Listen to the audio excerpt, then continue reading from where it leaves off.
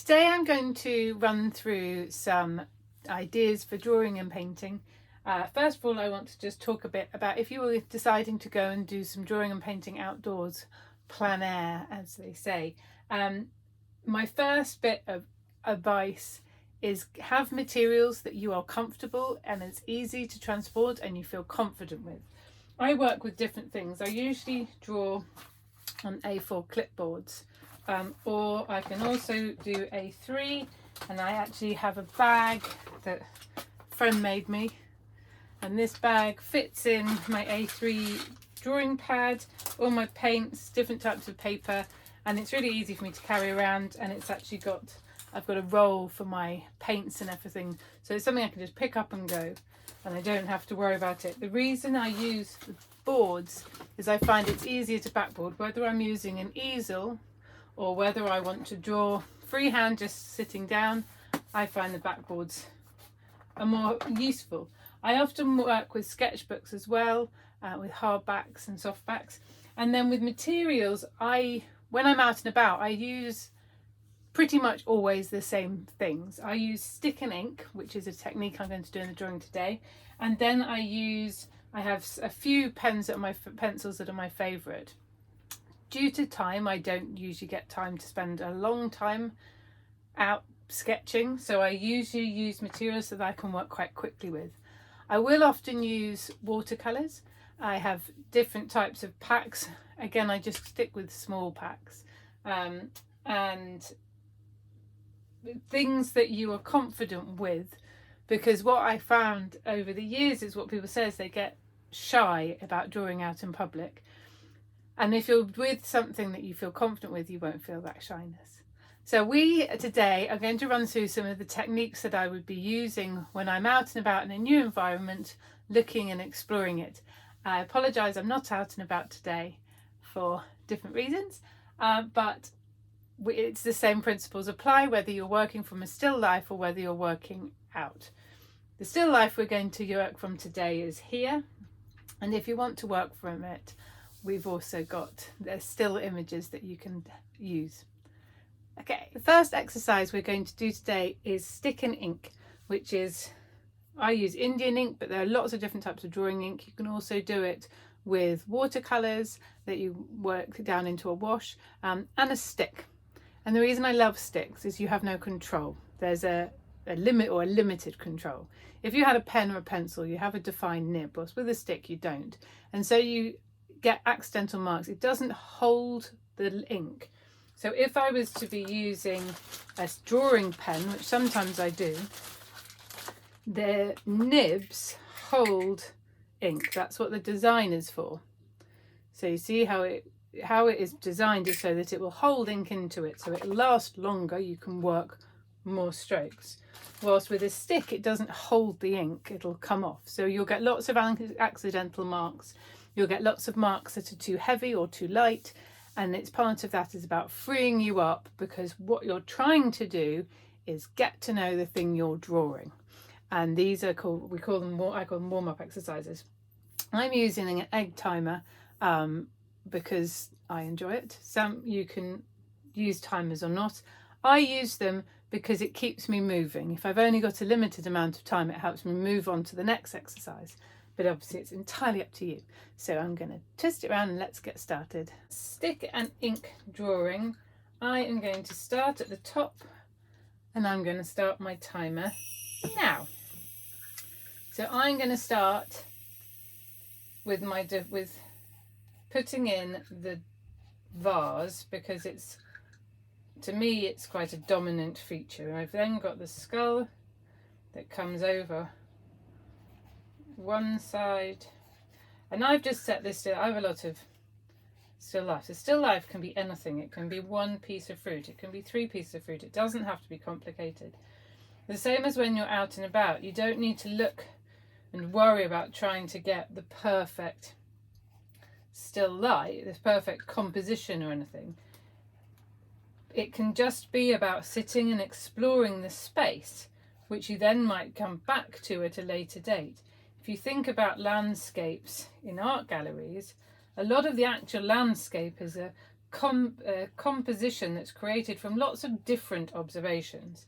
So as you can see here, I'm not getting any control over these marks, but I'm just exploring what is where. So I've got that, and now I'm going to start having a little look at the flowers, and I'm running out of time rapidly to get these flowers in.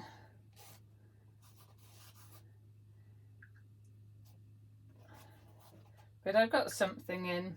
The idea is to try and start getting information onto my page, which I'm next going to work into, and looking a bit at the sizes. This one's the most big, this one is smaller, that one's big as well, and that is our time for stick and ink. I've got my base layer down, and now I want to start really learning what is this thing in front of me. The thing, just to point out, the angle you are seeing is different from the angle I am seeing. I am seeing it from the side, so it won't look exactly the same. So what I'm going to do first, I'm going to work in pastels now on top of this, and I'm going to start with lines and angles. And as I go, I'm going to explain it to you. I'm going to stick with the timer. So I'm just going to use a random colour. I'm going to use a green. So lines and angles, what you're doing is looking at, if this is my vase side, where does the top of this skull line up? So I've made the skull, it's high enough, but it comes down, the central line of the skull comes down like that. So this actually comes in here and gives more of the shape. And I know that because the angle goes that way, and through the arches it goes that way. So that's too far over. The next, I'm going to come up here, I'm going to start looking at these flowers and looking at the angles, and it comes all the way over, and this flower is actually way over here. That flower comes, I'm lining up the side of the vase with this flower, and from where I am sitting, where the vase comes up, the flower comes about 3/4 of the way. So the flower is bigger and it's over here. It's like this. This flower is, the edge of it is through, if that's the centre of the vase, the edge of that flower, so that's in the, that's okay position. And it lines up, it's actually a bit higher. It lines up here. What I've done is I've put it in the wrong place with this. I've tried to fit it in, and then this flower starts in the right place, but it's much bigger. The bottom of it, I'm lining up the bottom of that. The bottom comes up through, so it's over here. And then these shells are again much wider. I've tried to squish it in, and we've run out of time. So the next thing, now we've worked out where things should be, we're now going to add negative space. Negative space is the shapes around the object. So what I'm talking about is this shape here. What is that shape when I look at it? What is the shape made by the fabric? Trying to flatten the image and look at them almost like planes. So hopefully this will make more sense as I get going. So I'm going to look at the side here, and I'm literally going to block it in. Comes up like that. And I haven't got any leaves there. And down here, the shape of it is like that.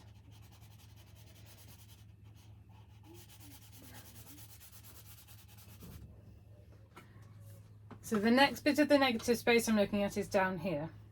And it's this shell. And I'm looking at the curves of the shell that go like this. And then this shell is actually way over.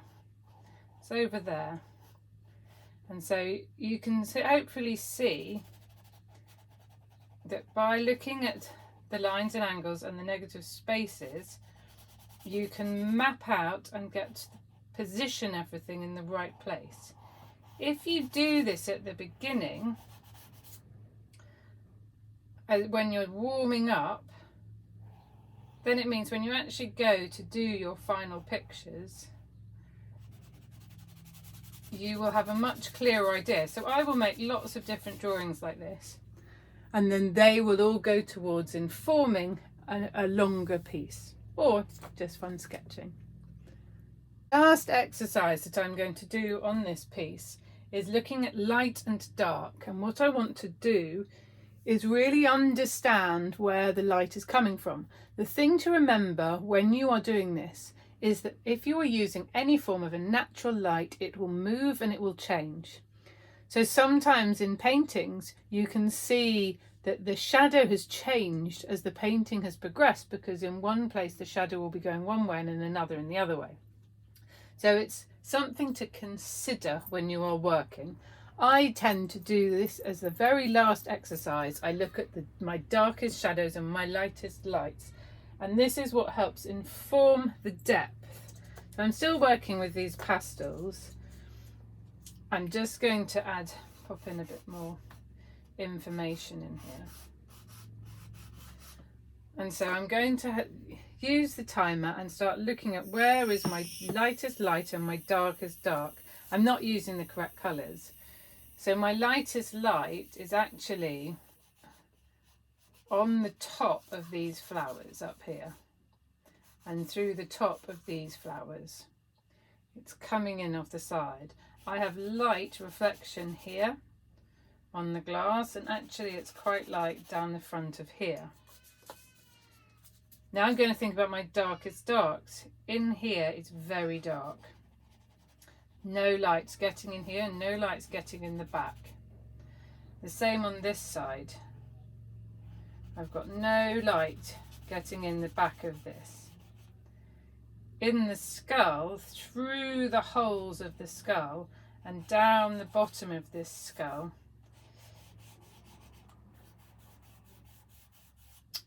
I have shadowing, because again no light can get down there, and into the hole of the skull in here. Now obviously I'm just doing, this is a very early sketch, there's not a lot of marks going on. The more marks you do, the more information you can correct. So what you would want to do is spend 5-10 minutes doing the initial drawing, then working into it again, seeing what happens, working out what's right and wrong. You might end up doing a lot of sketches, but it is worth doing. So I hope you enjoyed that. If you have any questions, please let me know. If there's any specific art videos that you would like to see, then drop Leslie a line, and I hope to very soon be doing some live drawing sessions with you all.